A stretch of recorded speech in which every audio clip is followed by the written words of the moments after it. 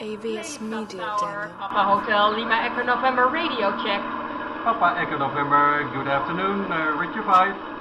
Good afternoon, read you 5 as well, Papa Echo November.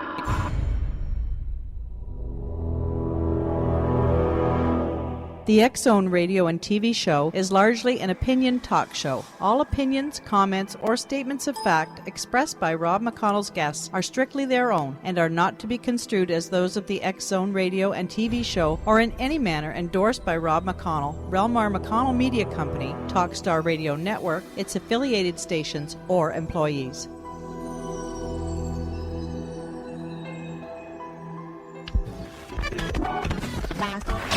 All Hit Radio.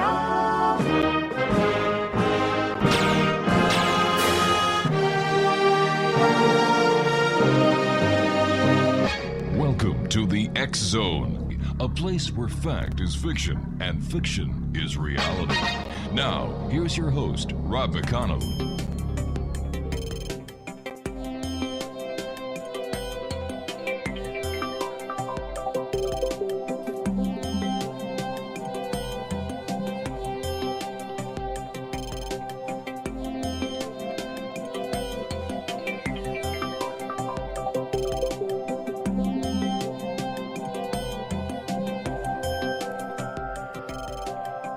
And welcome back to the X Zone, everyone. My name is Rob McConnell, coming to you from our studios in Hamilton, Ontario, Canada. Worldwide toll-free, 1-800-610-7035.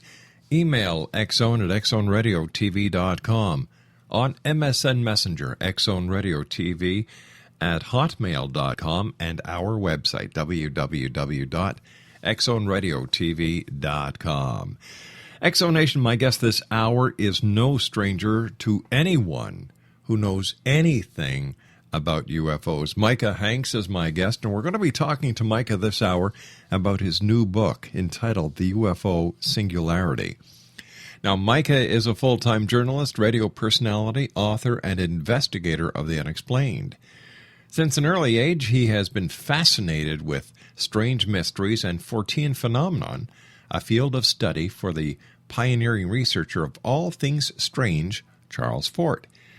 Now, Micah's exposure to Fort's work, as well as the later writings of personalities such as zoologist Ivan T. Sanderson, cosmologist Carl Sagan, and several others, helped establish an open-minded but inherently skeptical approach to studying the unexplained, which Micah maintains and continues to cultivate today, much like numerous influences that he has had of past decades.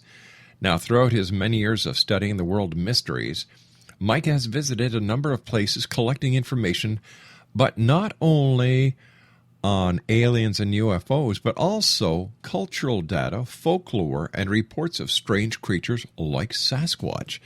Joining me now from his home in Asheville, North Carolina, is my guest this hour, the author of The UFO Singularity, Micah Hanks. And Micah, welcome back to the X Zone. Oh, it's so good to be back. Yes, indeed. And, of course, always a pleasure to grace the airwaves of the X Zone, one of my favorite places aside from my own bunker, hundreds of miles beneath the Earth's surface, Rob. First of all, Micah, congratulations on another great book, The UFO Singularity. And I have to ask you, what was your inspiration for writing this book? Well, it initially really kind of came out of discussions I've been having with my brother, who incidentally also is an engineer and producer of my weekly podcast, The Gralien Report. Yeah. Caleb and I were both raised interested in strange phenomena because my parents, they enjoyed, I think, sitting around the campfire with us, down here in the Appalachian Mountains where we are. And they would tell stories and things like that, and so it instilled wonder and curiosity in both our minds. But as I've gotten older, and as the bio that you gave there actually states, I do take at times a skeptical approach to this. You have to really if you're going to find the ultimate truth. By the same token, I'm not the kind of person who goes looking to debunk anyone else's claims. And so what led to the writing of the UFO Singularity was looking at ufology and saying, okay, what do we really know? And based on what we do know, what actual available evidence we have, what determinations can we come to about UFOs? And rather than constantly looking to the past, as I noted, again, and I've said many times before, Charles Fort, Ivan Sanderson, and many others have influenced my own research. But rather than looking like so many others constantly toward the past, I also look to the future. And future science, something that continuously is brought up and discussed, is technological singularity, the potentials that may exist in our future, and how future science may change not only the way we perceive the world, but also humans ourselves. So all those subjects are addressed within the context of ufology in the UFO Singularity, stemming from conversations with my younger brother Caleb, who first brought singularity to my attention. All right, now, Micah, you and I have to take a 2-minute commercial break. We'll be right back. Exonation, Micah Hanks is my special guest this hour. The UFO Singularity is his new book. His website is www.gralienreport.com. That's www.gralienreport.com. And Micah and I will be back on the other side of this 2-minute commercial break as we continue from our studios in Hamilton, Ontario, Canada, here in the X Zone, a place where people dare to believe and dare to be heard Monday through Friday from 10 p.m. Eastern until 2 a.m. Eastern on the Talkstar Radio Network, X Zone Broadcast Network, UK High Definition Radio, Euro High Definition Radio, Star Cable, and soon on Turquoise Radio. I'll be back with Micah Hanks in 2 minutes. Don't go away.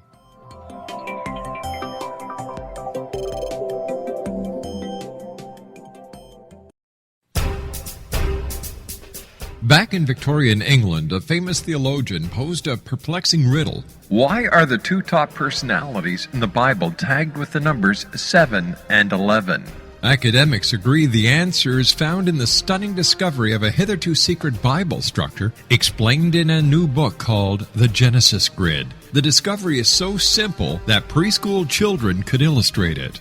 Certain claims are hugely controversial and may offend some, but at the X Zone, we've studied this awesome new book and agree with one expert, and I quote, "These discoveries appear to be beyond coincidence." So who or what hid this wonderful pattern in the Bible, and what might they do next? Find out more, X Zone Nation, and read reviews on www.genesisgrid.co.uk. That's www.genesisgrid.co.uk.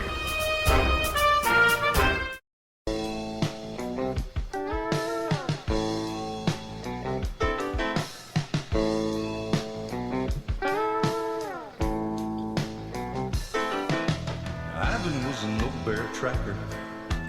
Tom was a man with dreams. And Ernie came along and I wrote the songs about a creature that few's ever seen. Monsters, myths, and mysteries, legend, tales, and facts. It brought us all together, and it's a reason for the fact. Up in North California, where the redwoods reach the skies, 3 men with a goal and a pact that they'd hold, and a promise till the day that they died. Answers to the questions. Exonation, Micah Hanks is my special guest this hour. We're talking to Mike about his new book entitled The UFO Singularity. His website is gralienreport.com.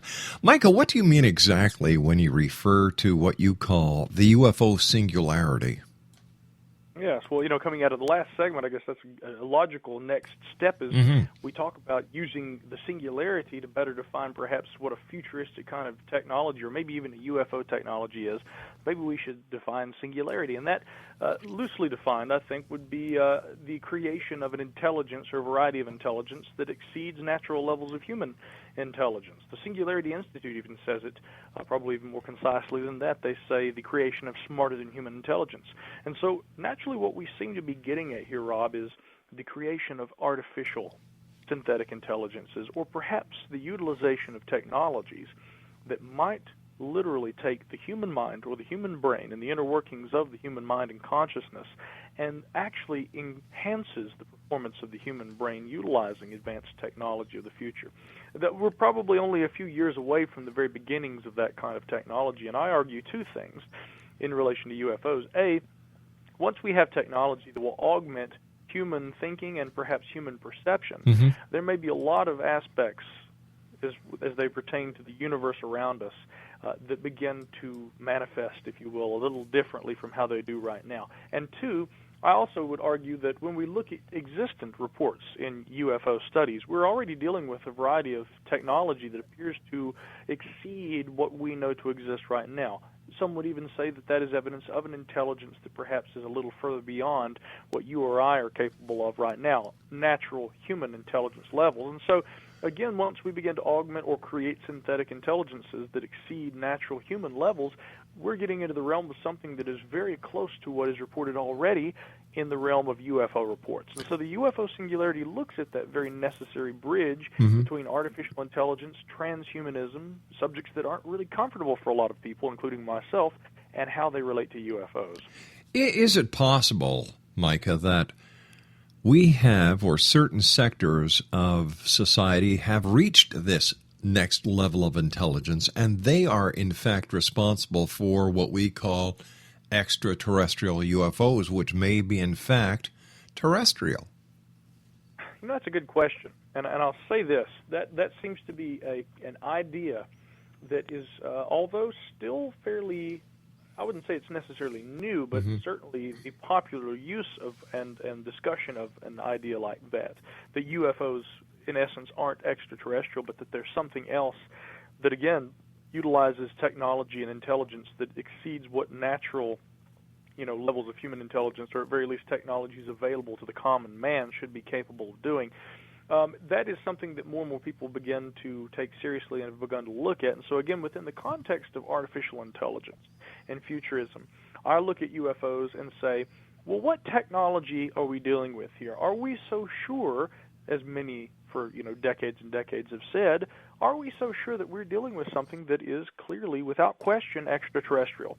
And I would argue, actually, that there is a lot of evidence that suggests that, but by the same token, Rob, evidence and proof are different things, and we can't take evidence and say that that is indeed hard, unquestionable proof.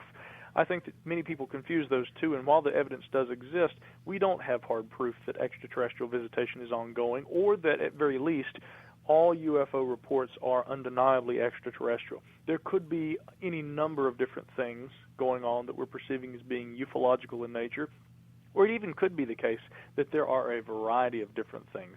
Perhaps some UFOs do represent extraterrestrial technology. Perhaps some are literally what we might call time travelers from the future. It could be that others are perhaps something along the lines of, an advanced technology that emanates from right here on Earth. So there could be a multiple source phenomenon here in which there are different kinds of phenomenon, all of which at times fall under that broader categorization of being unidentified flying objects. Let me ask you this, Micah. Many people within the UFO community believe that there has been, and there is proof of reverse engineering from craft that has crashed on this planet. And the number one crash that they point to is the alleged crash in Roswell, New Mexico, going back to 1947. If, in fact, we do have this knowledge, whether it is at Wright-Patterson Air Force Base or at Area 51, would the space industry, as we have it today, really be necessary? That's a good question. And I think that another area of interest in my own research, I addressed this in the UFO Singularity, and I noticed that a lot of other researchers, whether it be those who look back to the Second World War and Nazi technology, or they look, to present-day things, they all ask the question of whether or not there is what we might effectively call a secret space program. It does seem strange at times that there is what we know to be the space program, whether it be the American space program or joint operations with Russia and other countries, or even other countries in their own independent space operations. And then there are, of course, the public domain space operations, that are ongoing today, the privatization, if you will, of space exploration. And somewhere in the midst of all that, the preponderance of reports of exotic-looking aircraft on planet Earth has caused some of the more skeptical researchers, and myself included, to ask seriously, and I think it is a question that should be treated seriously, how likely is it that there is a secret space program, and if that is indeed a potential, Where did that technology come from? Could it be that there is some sort of a clandestine organization working behind the scenes, and that all this time they've been right under our noses but kept out of sight, and that this technology is indeed something that emanates from here on Earth? Or could it be that it's an earthbound technology that drew its influence from someplace else? Now, I have no proof whatsoever that there were recovered extraterrestrial aircraft, recovered either from Roswell or